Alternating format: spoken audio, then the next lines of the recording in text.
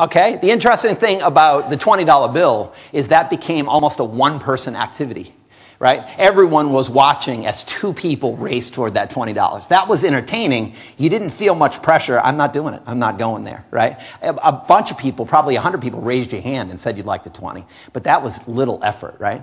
So now I got you in a group to raise your hand with a shoe in it, and I got 2/3 of the room to take the shoe off, but 1/3 of you never took your shoe off. I look at, there's a book called Crossing the Chasm, and it's about your innovator, it's about your early adopters, it's about what I call the massive middle. This isn't in the book, but I talk about it as the massive middle. This is the herd. As soon as the whole herd is going one direction, it's like, okay, I'll go that direction. And then you have the laggards, and these are the ones that don't participate. When I think about the laggards, some of you would say, if I had a little longer, is you would say, look, I don't take my shoe off for anybody. Right? I'm in Italy, and I had a very poor reception to this exercise. They said, you Americans, you take your shoe off, it's under the conference table, you lose your shoe, you're trying to get your shoe back. It's like very unprofessional. All right? But what I tried to do was look at an exercise. Here's an idea, a simple idea that can happen very quickly. And I would say as a group, I was just with a group of 1,200. I got the whole 1,200 within 15 seconds to take their shoes off. And so you're saying, oh, that must be an innovative group, right? This was a group of clerks. These were municipal clerks, right, from all over the country that were at a big conference in Chicago. And I got them in 2 seconds. I got 1,200 municipal clerks to all take their shoes off at the same time. And they loved it, right? 1/3 of you were like, I'm not taking my shoe off. This is weird. I'm not doing it. Even with peer pressure from my friends, I'm not going to do it. Okay, this conference is 1 day. My guess is some of you said it's a 2-day conference. And so let's say Monday, everybody's going back to your office, right? So on your chair, there is a cardboard cutout, and it says you've been fired. Okay? You're not confused because it's in that black marker, like a yard sale marker, you know, the thick one, right? And it says you're fired. And it says that you need to be out by 10:30. There's a cardboard box on your desk to put your stuff in. You need to leave and don't say goodbye to anyone. Okay, I want you to talk amongst yourselves for a minute. How do you feel? You've been fired as you go back to your office on Monday. Talk. I'm coming over this way. I heard very good. How do you feel? I feel great. I'm getting the finger. Notice. He gave me the finger. This is the hypothetical exercise. I love you, dude. I don't have anything to do with your work, right? All right. So that would mean you're angry. Right. Yeah? Okay. Give me some other opinions. Surprised? Disappointed? Confused? Opportunity? My shoe guy's got opportunity. That's funny. All right. Yell it out to me. How are you feeling? Okay. I feel sad. Relief. You feel relief? Is that like the kaopectate kind of relief, or is this some other kind of relief, right? All right. Hold your box. Get your box. Hold your box.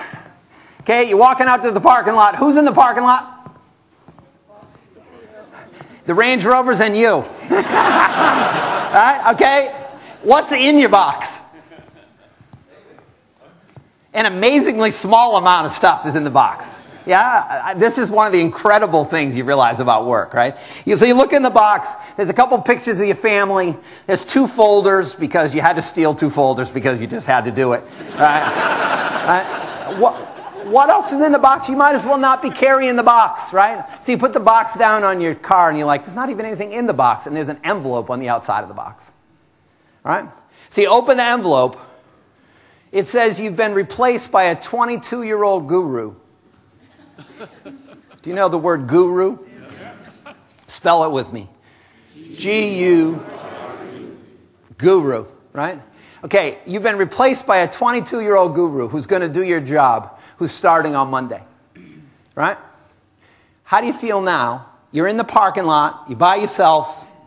Some of you are like going, yeah, I'm ready, right? But a lot of you are looking at your empty box and looking at your car in the parking lot. Tell me how you're feeling now. Talk amongst yourselves for a minute.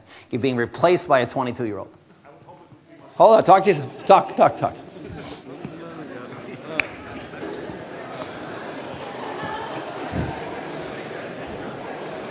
All right. How do you feel? Life sucks. Life sucks. All right. How do you feel?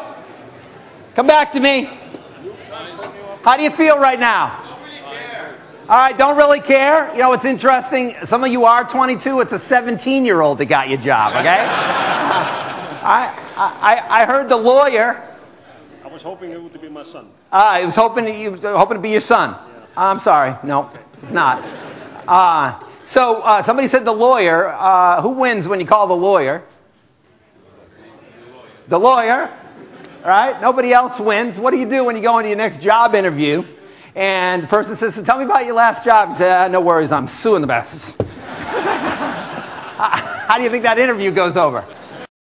Not so good, right? What happens inside the company if somebody is suing back and forth in a scenario like that? Everybody's talking about it. It's a huge waste of energy, right? And so those things should be solved quickly. But the reality is, could this happen? Yes, of course. Yeah. No, you don't think so?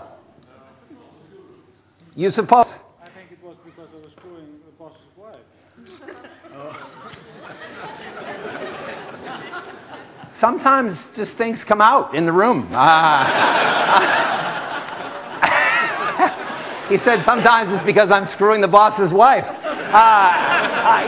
Yeah, that's okay too.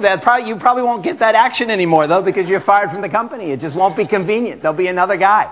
Right? So I think the reality is I try to do these two exercises. I think you can do these with your team. I think you can actually do the shoe exercise. And then I think you can actually take your team of 6 or 8. You can fire the whole team, fire yourself too, walk out of the room, and then come back into the room and say, what could we do differently that any single change we could do right now that would change the direction of our company?